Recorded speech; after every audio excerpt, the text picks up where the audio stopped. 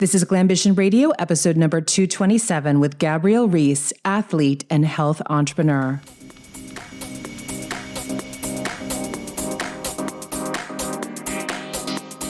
Welcome to Glambition Radio. I am your host, Allie Brown. I'm an entrepreneur, mentor, investor, and mom of twins. I love thinking big, doing different, and exploring ideas that disrupt the status quo, especially when it comes to women, because we are rewriting the rules for leadership, business success, making money, and changing the world. And we're doing it with style. Let's go.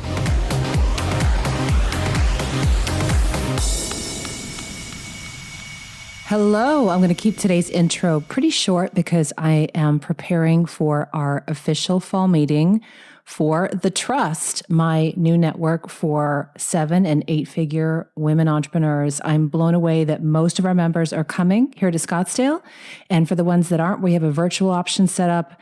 Man, people are just ready to get together. And I'm so excited to share photos and updates with you. Best place to follow me these days is on Instagram or LinkedIn. So hope to see you there.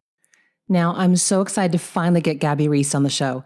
Gabby is someone that I have admired from afar ever since I was in college and just saw this stunningly gorgeous, strong, confident, athletic young woman on the covers of magazines and started to follow her and really kind of keep up with what she was doing. And she really just owned her power. That's how it came across to me, at least not knowing her, but through the pictures and how she carried herself and how she seemed to just adventurously say yes to a lot of things, including some things I forgot Nike named a shoe after her.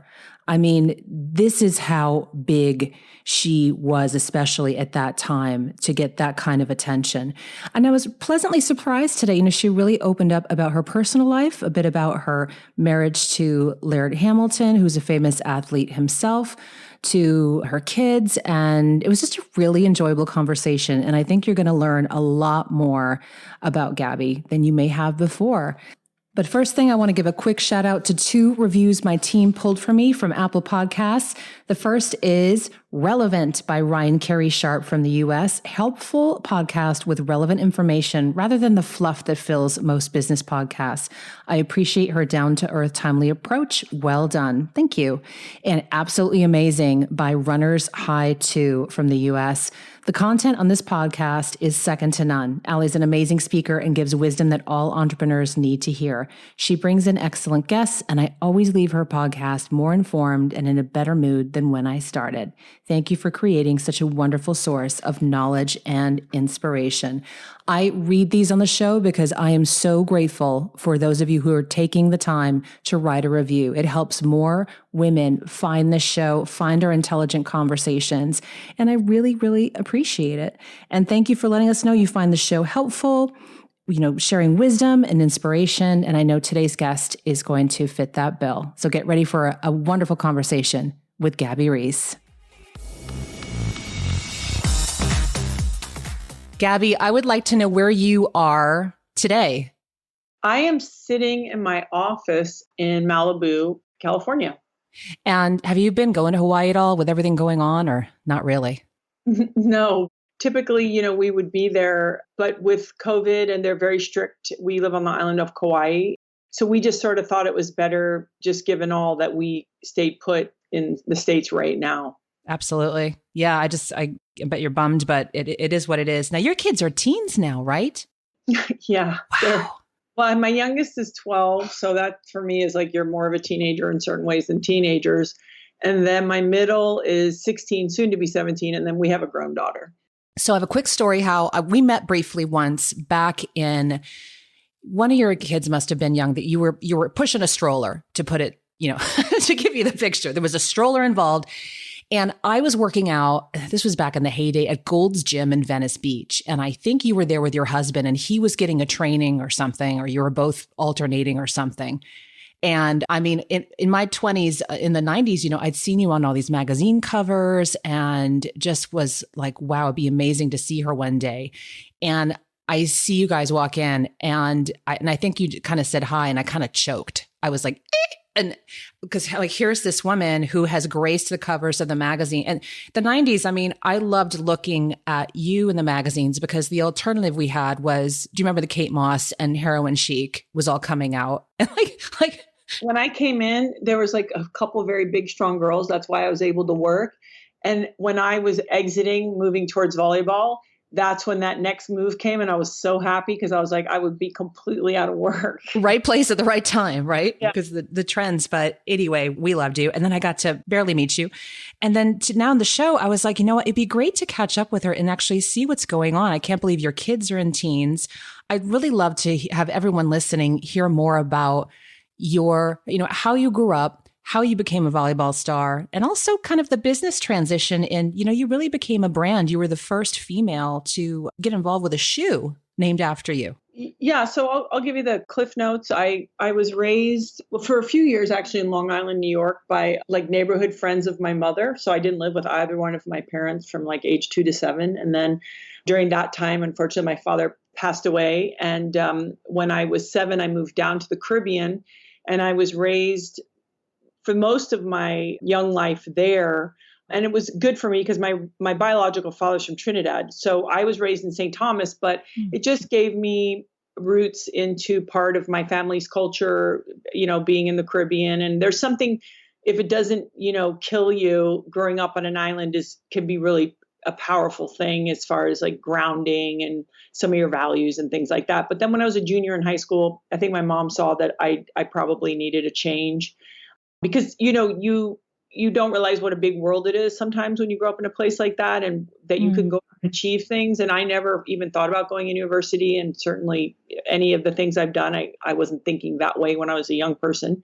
And so I moved to Florida and then went to Florida State on a athletic scholarship for volleyball, and then moved to California to pursue simultaneously. When I was in school on scholarship, I was also part-time in New York modeling. And then I actually gave up my scholarship. I paid to play, so I didn't get in trouble for working, making money, and being in NCAAs.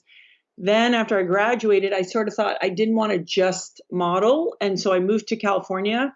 I had picked up the beach game living in Miami after college. And then I was in good fortune and at the right time, at the right place. And I started playing professionally on the beach. And then I signed my Nike deal, I think pretty much like within my first 6 months. And when they talk about timing in life, you always recognize that there's people before you that paved the way so that you then are the one who, or the group, your generation gets to benefit. And so my timing was really good. And so I was the first female to be given a shoe, a signature shoe at Nike. And it wasn't in the category of volleyball. It was the category of training because it's a bigger category. Plus, you don't wear shoes on the beach. Correct me if I'm wrong, right? No, you don't.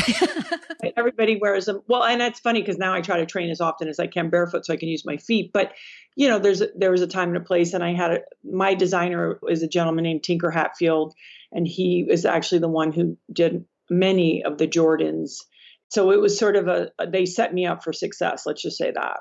Were you ever surprised at how you became a brand so early on? I'll be honest. I find it so fascinating. Young people now coming out and saying, well, I want to do what's good for my brand. And they have this vernacular. When I was coming up, beach volleyball was such a small platform that and because I had my background in fashion, I sort of understood and in a very calculated way about image and such. So I wasn't sort of thinking about the brand as much as I was thinking about, okay, if I'm going to be seen on the seldom time that I'm seen, right? Because I wasn't in tennis or men's football or basketball or something. It needs to be just so. So I was aware that way. And then I also diversified very early in my career because I was incredibly in touch with the fact that there was a lot of limitations around my platform of beach volleyball, even though I loved it so much. So I was doing TV and writing and doing all these other things to kind of feed into this greater communication, which I think later would be called a brand. But at that time, I was like, these things are real and genuine extensions of who I am. And so it feels good. I will pursue all of these in parallel path, everything at once. Wow. Was there a moment that you felt, wow, this is just really surreal? No, I don't. I don't think my brain works that way because I'm very much like a grinding person. And so, for example, maybe I was in a job where you get attention or things like that. But I only looked at that as part of, if I can represent myself in a way that's real enough and it's positive, then what that does is attention or notary or whatever can create more opportunity that I want. So the only way I ever looked at it was, all right, if I'm doing this and part of the indication that you're doing well is attention or notoriety, then I'm going to look at it that way, because then you can go, cool, I want to do that job and I want that guy to shoot it or that lady. And so I only viewed it really that way. I never got involved with, oh, this is weird, like people recognize me in any of that. I don't know, that really never impacted me that much, which is really a gift, because, it ebbs and flows and it goes up and it goes down. And so I think it's really a saving grace when you look at it as work. Mm-hmm.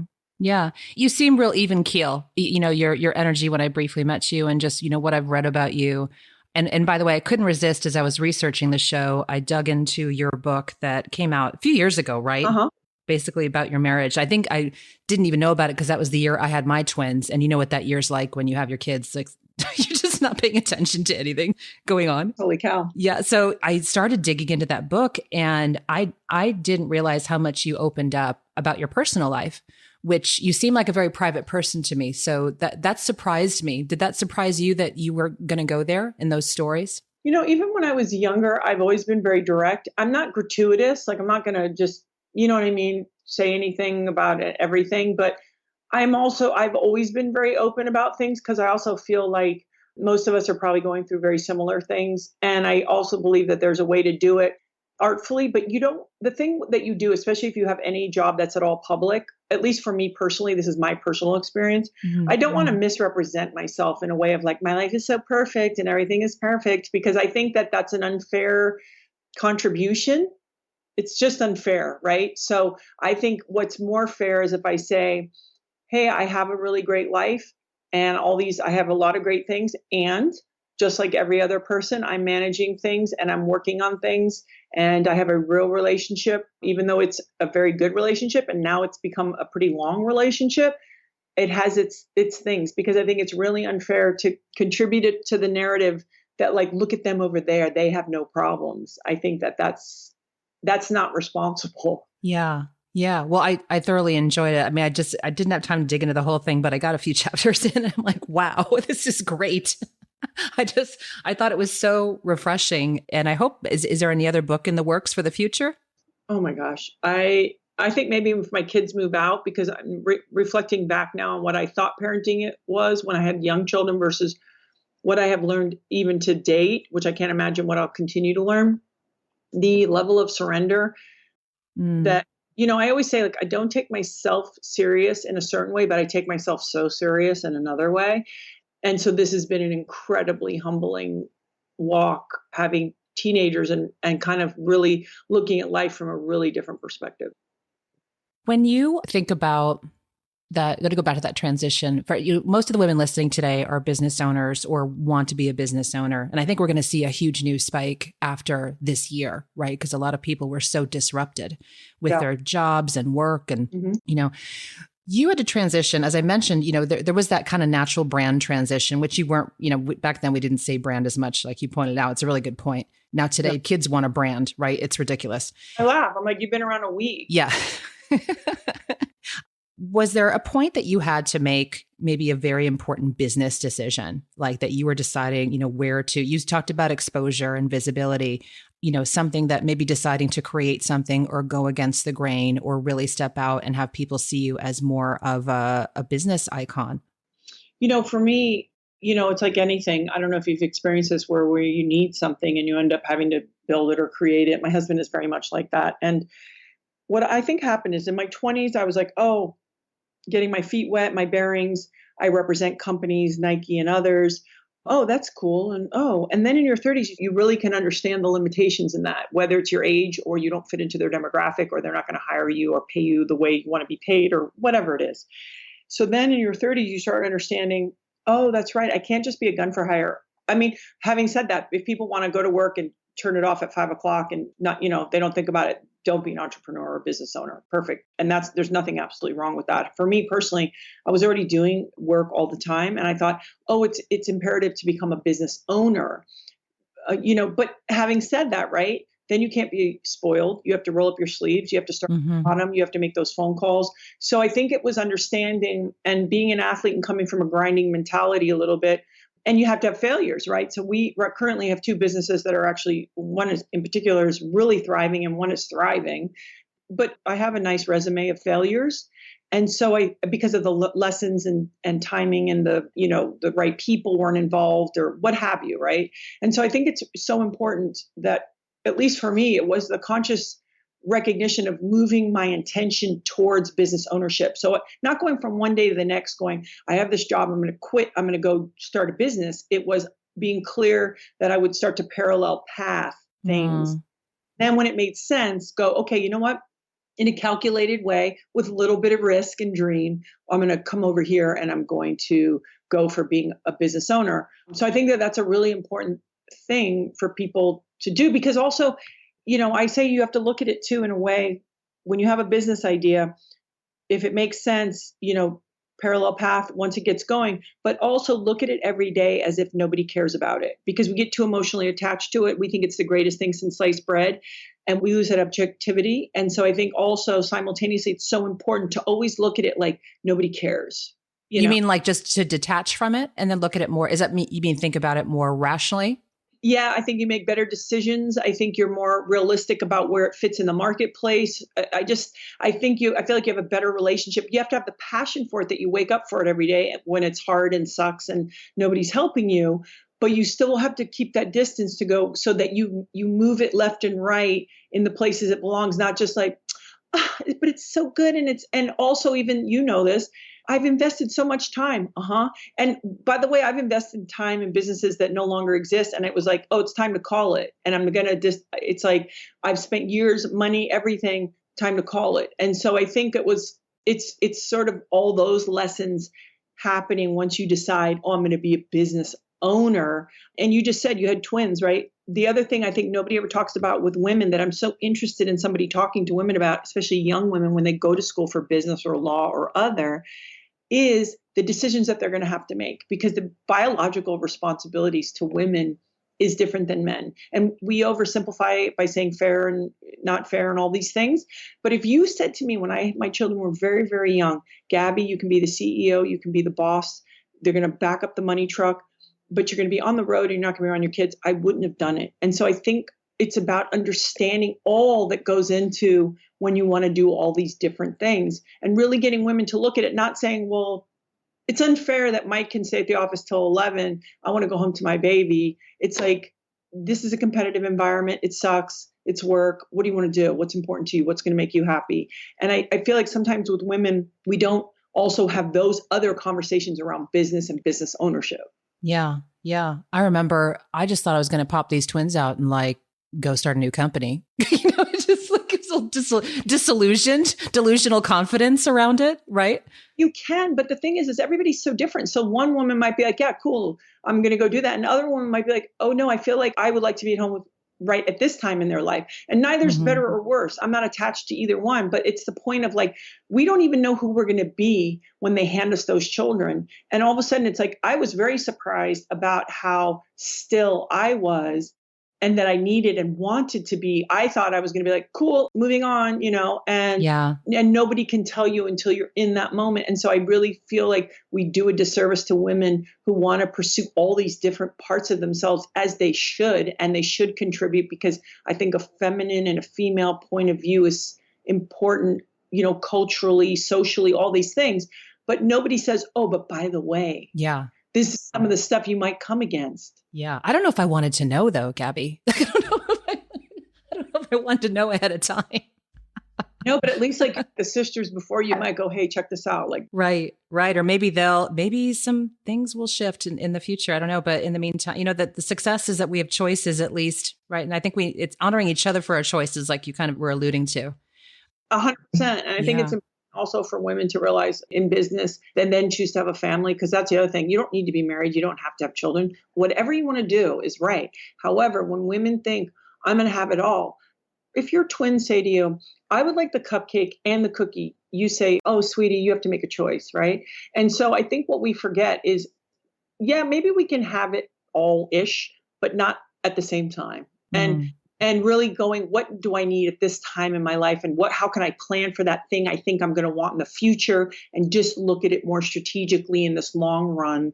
I think that feels important when it comes to doing business and creating business. Yeah. So tell me what I know that you've created some fitness programs also along with your husband, some training methods. Tell us everything going on in your world that we can check out as well. Well, we have a fitness brand called XPT. We have a separate curriculum, and it's a weird time now, but they'll do other certifications. I always say never have a business if you can help with it takes your real hours. Like have a business that exists when you're sleeping. That's also a very valuable lesson. What can work beyond you. And we actually have a coffee and creamer. We have a food business called Laird Superfood.